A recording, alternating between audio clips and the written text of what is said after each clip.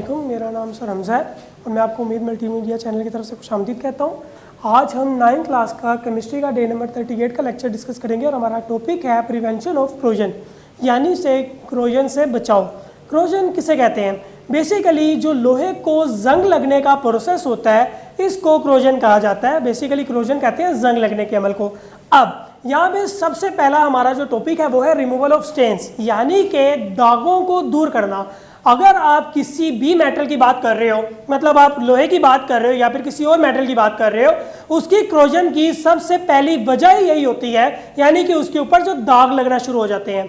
अगर आप उसकी जो ऊपर सबसे पहली सरफेस होती है, अगर आप उसको अच्छी तरह साफ करो तो आप उसके अंदर से उसको क्रोजन से बचा सकते हो, यानी कि उसके अंदर से दागों को दूर करके आप उसको क्रोजन से बचा सकते हो। सेकंड जो प्रोसेस है वो है हमारा पेंट्स एंड ग्रीस का। किसी भी मेटल के ऊपर अगर आप पेंट कर देते हो या फिर उसके ऊपर ग्रीस की तह चढ़ा देते हो तो भी वो हमारे पास क्रोजन से बचाव के काफ़ी मौसर साबित होती है। आजकल जदीद टेक्नोलॉजी की वजह से ऐसे पेंट्स तैयार किए जाते हैं जो आयरन को और दूसरी धातुओं को लोहे को और दूसरी धातुओं को जंग लगने से बचाते हैं और उनको मौसमी असरात से भी बचाते हैं। ऐसे पेंट्स को स्टेबलाइजर्स कहा जाता है। उसके बाद हमारे पास एक और तरीका है जिसको एलोइंग कहा जाता है। एलोइंग बेसिकली क्या होती है? ये एक होमोजीनियस मिक्सचर होता है किसी भी मेटल का किसी भी दूसरी मेटल के साथ, ठीक है। एलोइंग कहा जाता है किसी भी एक मेटल को किसी दूसरी मेटल के साथ मिक्स करने का जो प्रोसेस है एक होमोजीनियस मिक्सचर के साथ, उसको एलोइंग कहा जाता है। ठीक हो गया। उसके बाद हमारे पास अगर आप इसकी एग्जांपल ले सको तो इसकी एग्जांपल है एक स्टेनलेस स्टील की। स्टेनलेस स्टील बेसिकली एक मिक्सचर होता है आयरन का और क्रोमियम का, ठीक है, यानी कि ये सारा का सारा प्रोसेस एलोइंग से ही तैयार किया जाता है। उसके बाद हमारे पास जो अगला आखिरी टॉपिक है वो है मेटेलिक कोटिंग का। मेटेलिक कोटिंग क्या होती है?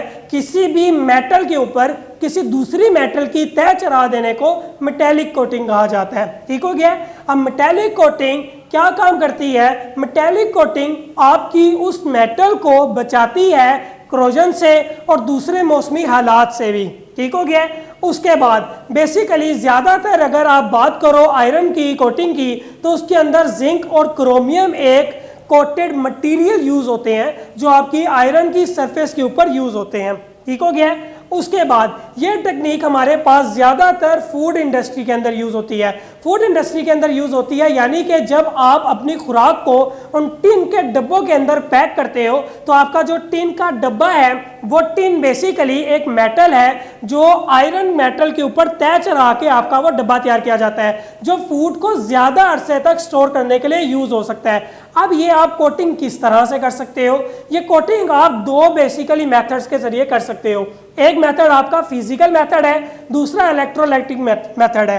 इलेक्ट्रोलाइटिक मेथड के अंदर आप लोगों ने पढ़ा हुआ है कि दो सेल्स को तैयार किया जाता है और इधर इलेक्ट्रोकेमिस्ट्री के अंदर ही आपने पढ़ा हुआ है कि दो सेल्स को तैयार किया जाता है और बेसिकली एनोड और कैथोड के जरिए आपस में एक मेटल के ऊपर किसी दूसरी मेटल की तह चढ़ाई जाती है। लेकिन हमारे पास जो इसका फिजिकल मेथड है वो बहुत ज़्यादा आसान है कि किसी भी एक मेल्टिंग मेटल के अंदर दूसरी मेटल को अगर आप उसके अंदर डिप कर दोगे तो जो मेल्टिंग मेटल की तह है वो दूसरी मेटल के अंदर इजीली उसके ऊपर कोट हो जाएगी। ये हमारे पास मेथड था मेटेलिक कोटिंग का।